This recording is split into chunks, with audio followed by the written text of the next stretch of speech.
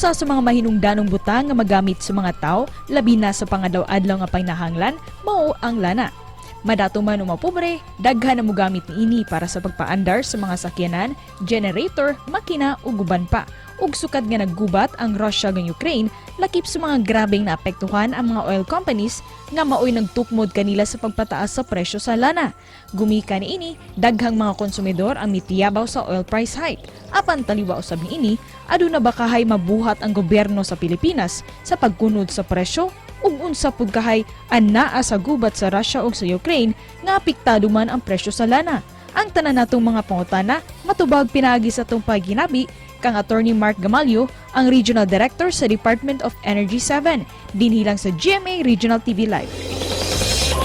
Kapuso, hisgutan nato kining sagunson nga pagsaka sa presyo sa produktong petrolyo. Makauban nato karong buntaga Direktor sa Department of Energy Visayas Field Office, Attorney Mark Gamalio.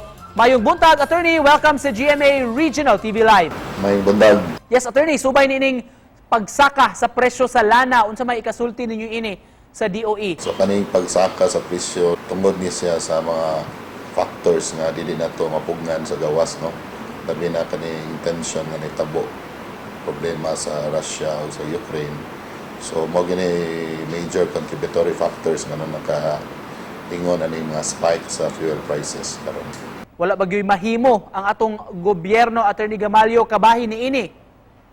On the part sa gobyerno, for this year 2022, natay gitawag Pantawid Pasada program, no. So nag-allot ang atong government ani og 2.5 billion para sa atong public transport sector, implement ni sa LTFRB, no. Aside from that, ang Department of Agriculture po nag-allot po do 500 million para sa mga farmers na ma-affected aning sa fuel increase, no.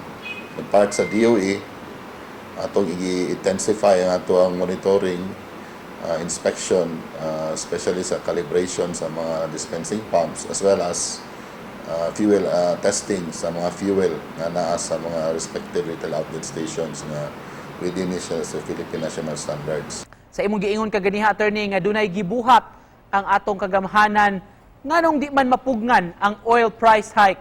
Ang gasoline mo, ang kaning fuel products, imported yun siya, no? So wala gyud tay locally sourced diri nga enough maka-affect sa price, no. So kung unsay may tabo sa gawas, dako gyud nag-impact sa presyo diri sa tuwa. Labi na karon sa mga problema na to sa wa pa ning Ukraine nga issue o sa Russia, na tay problema sa supply daan sa mga OPEC countries nga nag-supply of fuel yun sa world market. So na mga sanctions nga gipan-impose, no. So napun-an pa yun aning UK nga issue with Russia or Russia with Ukraine, no. So mo ni siya naka-aggravate karon na grabe na gud ang increase sa presyo. Wa may report, Attorney, nga basin sa pagtubil kuwang ang litro. So mo na itong gitan-aw ron sa mga dispensing pumps at mga stations. So di magyud na mo mabantayan tanan, no, tungod sa kadaghan nga limited na kay mo staff. So among auhag lang sa mga tao, no, to be vigilant inig mga magpatubil mo gasolina o fuel, no. So mailhan na ninyo kung makabantay mo nga murag na short change mo sa inyong fuel. Feel free to file your complaint sa office, no, kaya ato rin ang i-address, no. Kung dunay kompanya, Attorney, nga magpatuman og overpriced sa presyo sa ilang mga produktong petrolyo, unsa may sanction ninyo niini? Regarding sa overpricing, no, ang gibuhat sa atong office is under manggod sa balaod Consumer Act, maka-impose kitag sanction using the Price Act sa ang main gyud aning office is ang DTI, pero king fuel gani Department of Energy. So natay mga appropriate sanctions ani aside sa mga stations nga kinahanglan na agyud sila certificate of compliance. Attorney, ngano man nga ang sitwasyon sa Russia ug Ukraine, dako man kini og impact diri sa atoa? Actually dili wala man gyud ta mag-directly import from Russia or Ukraine, no.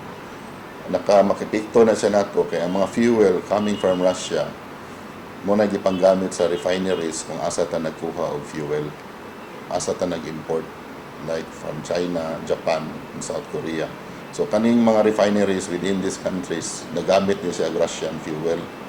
So mo ning mapiktuhan ta sa indirectly ang Pilipinas, no.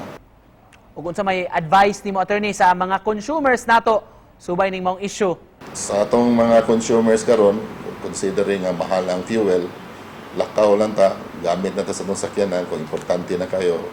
So in case wala tayo kuan natay sakyanan, atong i-avail ang public transport, no, atong gamiton. Kay salamat sa pag-uban kanamo karong buntaga, mga kapuso, Direktor sa DOE Visayas, Attorney Mark Gamalio. Salamat, Attorney. Thank you, sir.